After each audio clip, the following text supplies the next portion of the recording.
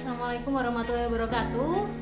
Di pertemuan PKKE kali ini setelah UTS kita akan membahas mengenai energi terbarukan atau renewable energy, di mana di pertemuan ke-9 dan ke-10 kita akan membahas solar energy atau energi matahari. Di pertemuan kali ini kita akan membahas mengenai energi matahari, di mana di sini akan dibagi ke dalam 5 modul. Yang pertama adalah pengenalan radiasi matahari, kolektor thermal, fotovoltaik, dan aplikasi dari energi matahari. Untuk di pertemuan ke-9 ini, kita akan membahas 1-2 terlebih dahulu. Untuk jenis dan aplikasinya akan kita bahas di minggu ke-10. Ini adalah potensi dari energi matahari di-compare dengan sumber energi yang lainnya. Bisa kita lihat bahwa potensi dari matahari adalah yang terbesar dibandingkan dengan penggunaan energi di dunia hanya segini. Tapi di sini kita belum bisa memanfaatkan keseluruhan dari energi matahari. Untuk informasi kalian, efisiensi dari fotovoltaik itu maksimal adalah 23%. Saat ini yang ada di pasaran itu maksimal 18%. Ini kita lihat ya, perbandingan energi matahari dengan fossil fuel, batu bara, minyak bumi, dan juga gas alam, segini. Lalu ada uranium untuk bahan baku nuklir. Lalu kita lihat dengan renewable energy yang lain seperti angin, lalu ini laut, biomas, dan hidro. Potensi energi matahari jauh lebih besar. Dan sebenarnya sumber energi lainnya itu ada yang dari energi matahari, contohnya angin. Angin tercipta karena apa? Karena adanya perbedaan temperatur. Temperatur di bumi terjadi karena apa? Karena adanya siang dan juga malam, karena adanya cahaya dari matahari. Lalu biomas. Biomas ini saat makhluk hidup itu hidup, maksudnya tumbuhan. Tumbuhan saat dia bertumbuh, dia akan menyerap energi dari matahari untuk berfotosintesis yang bisa digunakan untuk biomas. Sebenarnya sama halnya dengan fossil fuel. Fossil fuel itu kan berasal dari mikroba, makhluk reni, lalu tumbuhan dan hewan. Saat mereka hidup, mereka juga sama. Mereka menyerap energi dari matahari. Jadi sebagian besar energi kita sebenarnya berasal dari matahari. Ini adalah pertumbuhan dari energi matahari, bisa kalian lihat terutama fotovoltaik ya. Dia pertumbuhannya sangat signifikan dibandingkan dengan sumber renewable energy yang lainnya, misalkan angin, lalu hydropower. Ini juga sama angin yang offshore, bioenergi, dan yang lainnya. Di sini dia sangat signifikan. Seperti yang kita rasakan, mungkin 10 tahun lalu saat kita melihat ada fotovoltaik, wah itu kan sangat sophisticated atau sangat canggih gitu ya. Tapi sekarang kita bisa menemukan fotovoltaik di mana-mana. Misalkan saja di perempatan, di palang kereta api, atau di rumah-rumah itu sudah dipasang fotovoltaik. Karena sekarang kita sudah bisa mengakses fotovoltaik dengan harga yang jauh lebih murah daripada yang sebelumnya. Karena di sini teknologinya berkembang pesat. Karakteristik dari energi matahari itu sendiri akan berbeda dengan fossil fuel, di mana bisa ditinjau dari kuantitas dan juga kualitasnya. Untuk kuantitasnya, tentu kita tahu bahwa fossil fuel itu dia terbatas kan, tapi untuk energi matahari dia unlimited atau tidak terbatas dan bisa diperbarui. Tapi untuk kualitasnya, fossil fuel itu kan kualitasnya dilihat dari calorific value-nya ya. Calorific value-nya itu akan ketika kita menggunakan di Gresik, di Jakarta, di Surabaya, di Singapura, itu nilai kalorifiknya akan selalu sama. Termasuk kapan menggunakannya itu akan sama. Digunakan sekarang, setahun lagi, itu akan sama calorific value-nya. Tapi untuk energi matahari, dia akan berbeda, tergantung kapan. Siang dan malam kan pasti beda. Siang ada matahari, malam nggak ada. Lokasinya juga beda. Di Gresik, Jakarta, Singapura, atau Malaysia itu pasti berbeda radiasi mataharinya.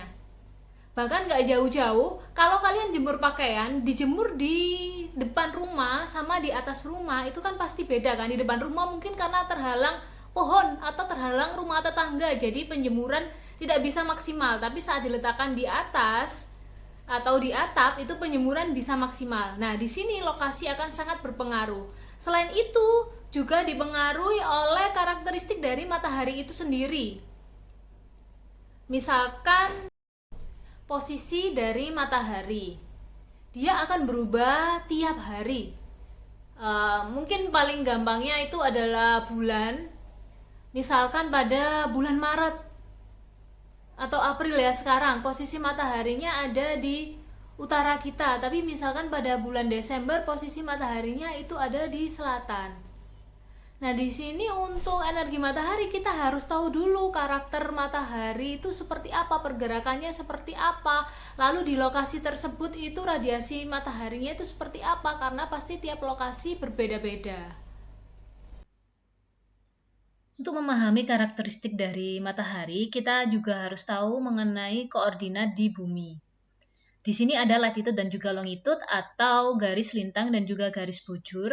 Garis lintang sudah paham ya, misalkan HKL itu adalah garis lintang, dan garis bujurnya misalkan di sini PGJU, Ki. Nah, ini adalah garis bujur. Kalau untuk Gresik sendiri, kira-kira berapa garis lintang dan garis bujurnya? Ya, saya jawab sendiri ya. Garis lintangnya, kita masuk lintang apa? Lintang selatan, karena Khatulistiwa kan berada di utara kita ya, di sekitar Kalimantan kan Khatulistiwanya, berarti kita di lintang selatan. Sekitar 7 derajat lintang selatan, dan kita berada di bagian timur dari GMT atau Greenwich Mean Time. Berarti kita di bagian timur itu sekitar 113 derajat bujur timur. Itu adalah koordinat dari Gresik, 7 derajat lintang selatan dan 113 bujur timur. Tujuannya apa sih untuk mengetahui posisi kita itu ada di berapa lintang dan berapa bujur? Ya, ini jawabannya. Jadi matahari itu kalau diproyeksikan di bumi itu bentuknya seperti angka 8. Ini disebut analema matahari.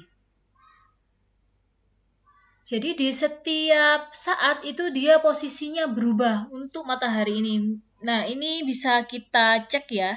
Ini adalah garis lintangnya, kita di 7 derajat lintang selatan, berarti di sekitar sini 7 derajat lintang selatan. Berarti matahari tepat di atas kita sekitar tanggal 15 sampai 10 atau 10 sampai 15 Oktober dan 5 sampai 10 Maret. Itu tepat di atas kita posisinya. Nah, saat ini adalah bulan April, Maret, April. Oke, di sini berarti matahari saat ini di utara kita.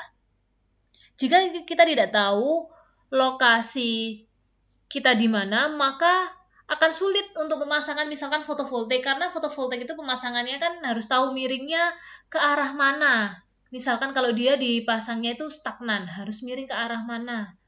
Kalau misalkan kita di sini, berarti setelah bulan Maret itu harus dimiringkan ke arah utara.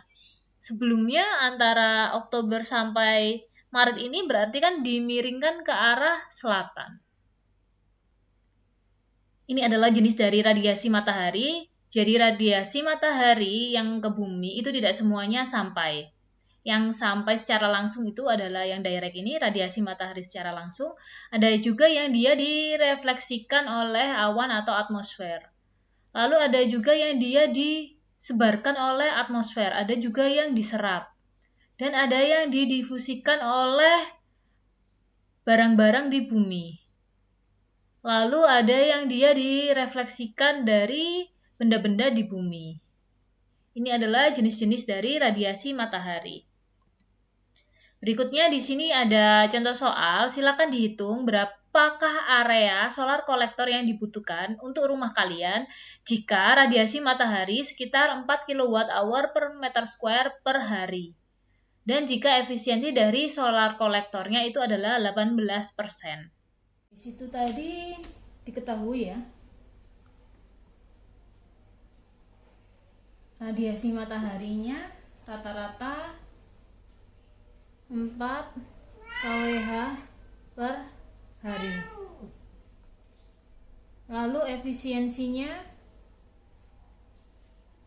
18%. Misalkan penggunaan listrik di rumah saya adalah 100 kWh. Maka ditanya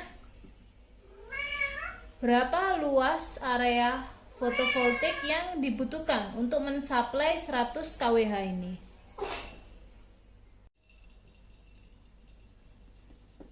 Dijawab, kita hitung dulu energi fotovoltaiknya dalam 1 bulan, yaitu di sini 4 kWh radiasinya, dikalikan dengan jumlah hari 30 dikalikan 18%.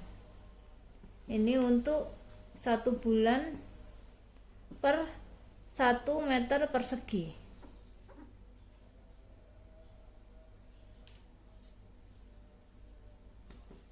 Ini hasilnya 21,6 kWh.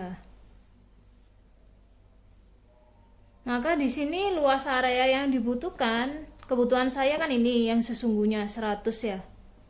100 dibagi 21,6. Ya, jadi ini setelah saya hitung itu ketemunya 4,6. Atau butuhnya kan nggak mungkin beli fotovoltaik 4,6 meter persegi kan, berarti butuhnya 5 meter persegi. Nah, ini adalah luas area fotovoltaik yang dibutuhkan. Oke, sekarang tugas kalian adalah mencari berapa meter persegi fotovoltaik yang dibutuhkan jika fotovoltaik itu dipasang di rumah kalian. Oke, silakan dihitung.